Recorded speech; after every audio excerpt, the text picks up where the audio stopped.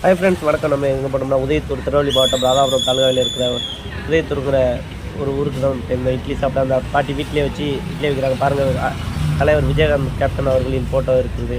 அங்கே இட்லி சுட சுட நமக்காண்டி எடுத்து வச்சு நம்ம எப்பவுமே ஒரு 4 இட்லி சாப்பிடுவோம். எடுத்துகிட்டு நம்மளும் தண்ணி கொண்டு போய் உட்காந்து சாப்பிட ஆரம்பிச்சாச்சு. இலை போட்டதாங்க இன்னும் இட்லி பரமாறாங்க. வெறும் 5 ரூபா தாங்க இட்லி. இந்த உலகத்தில் இப்படி ஒரு பாட்டி. இதெல்லாம் மகேந்திரா கார். அவங்க வந்து ஒரு கோயம்புத்தூர் இருக்கிறவங்களுக்கு உதவி பண்ண மாதிரி இந்த ஆட்சிக்கும் உதவி பண்ணணும்.